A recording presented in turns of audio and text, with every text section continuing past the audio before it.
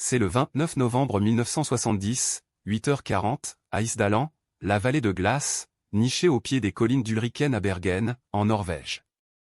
Une randonnée familiale prend un tournant inimaginable lorsque l'homme repère le corps inerte d'une jeune femme éparpillée sur le terrain rocheux.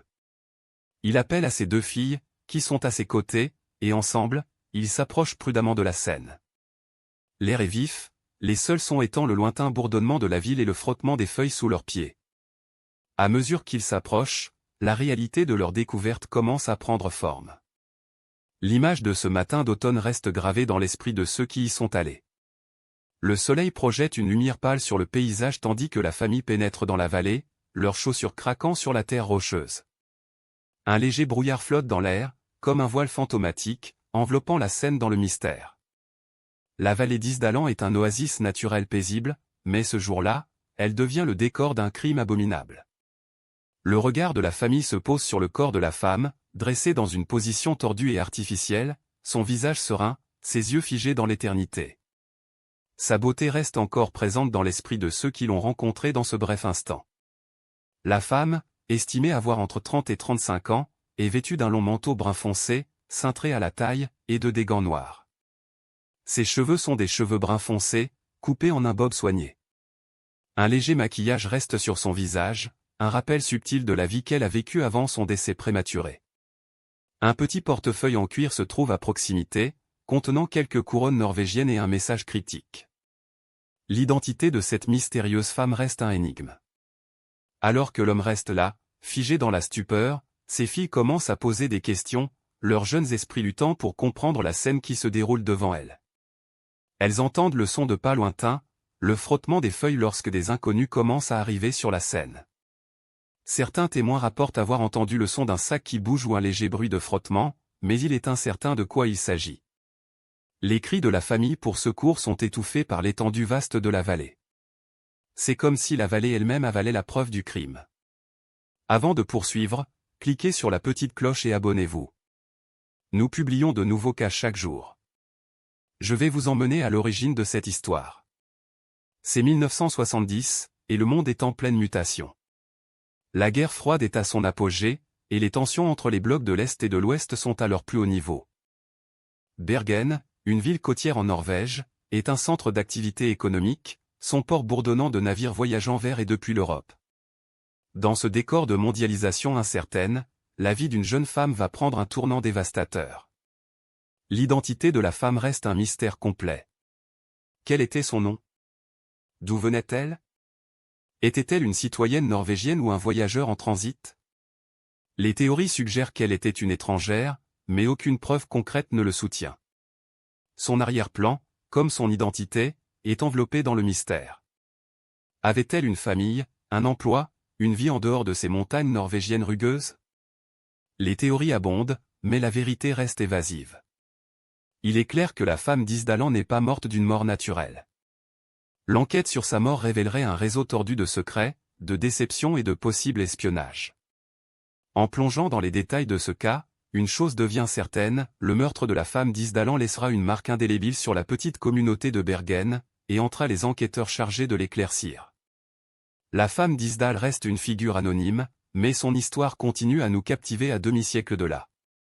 Elle a été découverte morte en novembre 1970, dans une zone reculée de Bergen, en Norvège. Les estimations suggèrent qu'elle avait entre 40 et 50 ans à l'époque de sa mort, bien qu'il reste incertain de son âge exact. Malheureusement, nous n'avons aucune information sur son nom ou son lieu de résidence. L'affaire nous a laissé avec tant de questions non répondues et un sentiment de mystère persistant. Malgré le manque d'informations sur son identité, nous pouvons imaginer sa vie quotidienne à travers les indices laissés derrière elle. Elle a probablement tenu un emploi, avait une famille et des amis avec lesquels elle interagissait régulièrement. Sa personnalité reste un mystère, mais il est probable qu'elle était une personne complexe avec son propre ensemble de motivations et de désirs. Elle a peut-être été une personne travailleuse, dédiée à sa famille et à ses proches. Sa vie était probablement remplie de routine et de normalité, ce qui rend sa disparition ultérieure encore plus choquante. Une chose est claire, la femme d'Isdalen était une figure relatable, quelqu'un qui aurait pu être un voisin, un collègue ou un ami. Son histoire est un rappel puissant que même les individus les plus semblables aux normes peuvent cacher des secrets extraordinaires. Elle devait avoir quelque chose d'unique en elle qui attirait les gens vers elle, quelque chose qui les faisait aimer et les faire confiance. Peut-être était-ce sa gentillesse, son sens de l'humour ou sa générosité qui gagnait les gens. Quoi qu'il en soit, il est clair qu'elle a eu un impact significatif sur la vie de ceux qui l'entouraient. Alors que nous essayons de reconstituer son histoire, il devient clair que la femme d'Isdale avait un réseau complexe de relations qui aurait pu jouer un rôle crucial dans sa disparition. Elle devait avoir confiance en quelqu'un, ou plusieurs personnes, pour leur confier sa vie personnelle. Qui étaient ces personnes, et ont-elles remarqué quelque chose d'anormal dans les semaines précédant sa disparition? Savait-elle de quelques signes de prévention qui auraient pu laisser présager de son destin ultérieur?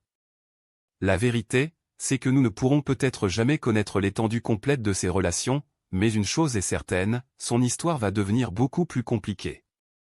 Le matin fatidique du 29 novembre 1970, tandis que le soleil commençait à se lever au-dessus des montagnes, une famille de 3 personnes se trouvait en randonnée dans la vallée d'Isdalen à Bergen, en Norvège.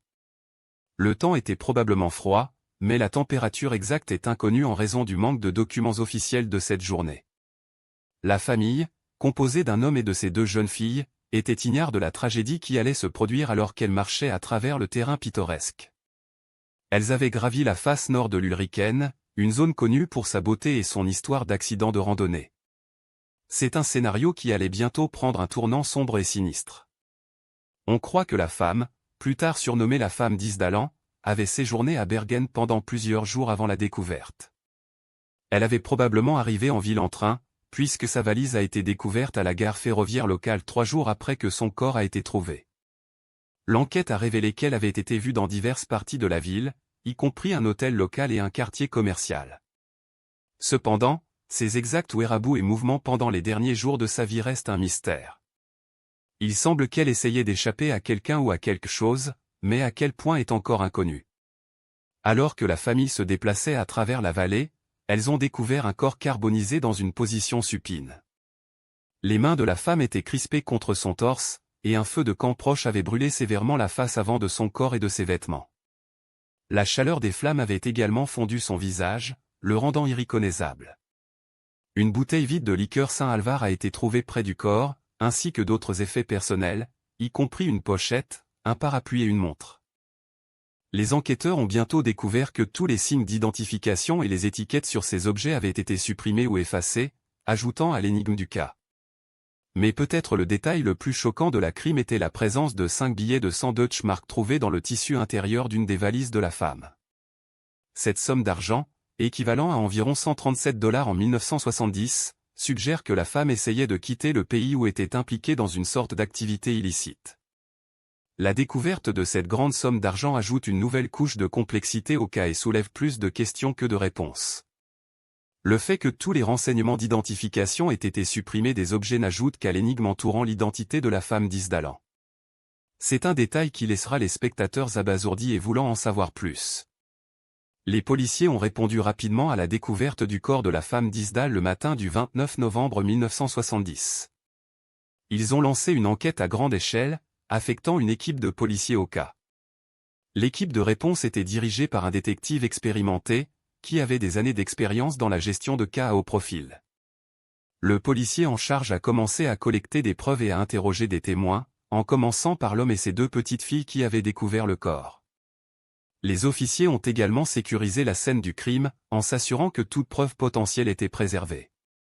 L'une des pièces clés d'évidence qui a changé le cours de l'enquête était la découverte de l'identité de la femme. Cependant, trouver qui elle était s'est avéré être une tâche difficile, car la femme avait pris des mesures étendues pour cacher son identité. Tous ses biens, de ses vêtements à ses documents, avaient été altérés ou modifiés pour cacher son nom véritable. Les policiers ont plus tard trouvé un ensemble de documents d'identité fictifs dans ses bagages, ce qui a encore compliqué les choses. Cette absence d'une identification claire a retardé l'enquête et ajouté à l'énigme entourant la mort de la femme d'Isdale. Au fur et à mesure que l'enquête continuait, plusieurs individus sont apparus comme des suspects.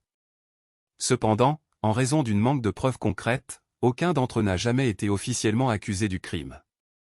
L'un des principaux suspects était un homme du Royaume-Uni, qui a été trouvé à être dans la région au moment du décès de la femme.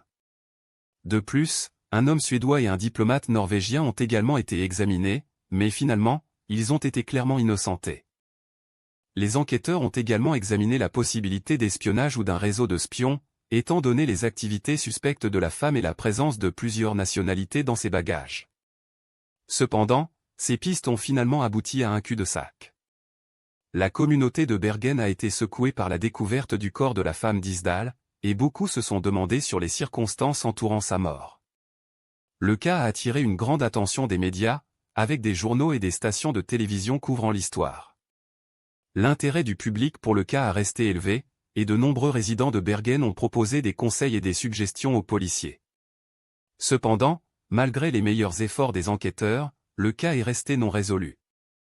Le sentiment d'inquiétude de la communauté a été renforcé par le fait que la mort de la femme d'Isdal semblait être liée à une question plus large et non résolue. À la fin de cette affaire, il semble que la bombe ait enfin explosé.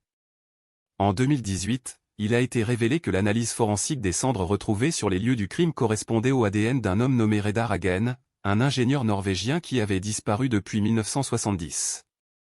Les nouvelles ont envoyé des ondes de choc à travers la population norvégienne, avec beaucoup se demandant comment cette pièce cruciale d'information avait été négligée pendant si longtemps.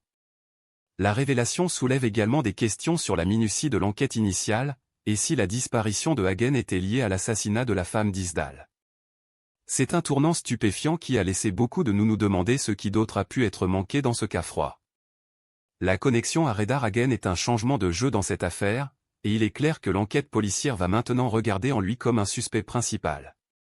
Malgré les premiers rapports d'une possible liaison avec Hagen, les autorités n'ont pas encore confirmé s'il est bien l'homme responsable de la mort de la femme d'Isdal. L'annonce de 2018 a déclenché un regain d'intérêt pour l'affaire, avec beaucoup appelant à un réexamen des preuves. Il reste à voir si l'ADN de Hagen est suffisant pour obtenir une condamnation, ou si d'autres pistes seront poursuivies. Jusqu'à présent, nous sommes laissés avec plus de questions que de réponses sur le sort tragique de la femme d'Isdal. L'affaire reste un cas froid à ce jour, sans verdict officiel sur l'assassinat de la femme d'Isdal. Malgré les nouvelles preuves ADN, les autorités n'ont pas encore confirmé si Reidar Hagen est responsable de sa mort ou non. Le public continue à spéculer sur l'affaire, avec de nombreuses théories et suspects émergeant au fil des ans. Le corps de la femme d'Isdal a finalement été mis à l'abri en 2018, avec un service commémoratif tenu en son honneur. Le manque de clarté pour la famille et les proches de la femme reste un rappel triste de l'enquête en cours. L'enquête policière qui a géré l'affaire de la femme d'Isdal a longtemps depuis fermé, mais la légende de l'affaire continue de vivre. L'analyse forensique qui a mené à l'identification de Reidar Hagen a été créditée de révolutionner le domaine de la science forensique en Norvège.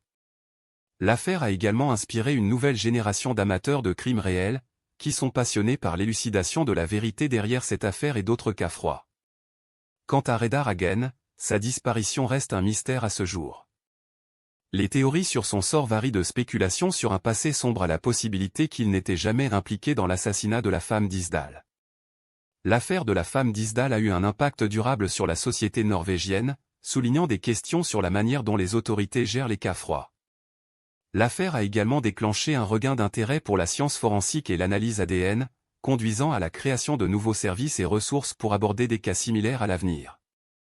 La légende de la femme d'Isdal comme symbole du mystère et de l'inexpliqué continue de capter l'imagination du public. Son cas sert de rappel sombre de la complexité et des défis impliqués dans la résolution des cas froids. Alors que l'enquête continue, nous pouvons espérer que la vérité derrière son assassinat sera enfin révélée.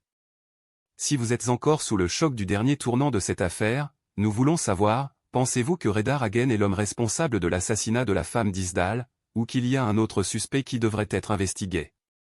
Dites-nous dans les commentaires ci-dessous, et n'hésitez pas à partager vos théories et idées. Nous discuterons de cette affaire plus en détail dans la section des commentaires, assurez-vous donc de rejoindre la conversation. Un aspect de cette affaire qui a déclenché une vive controverse est la manière dont l'enquête a été menée.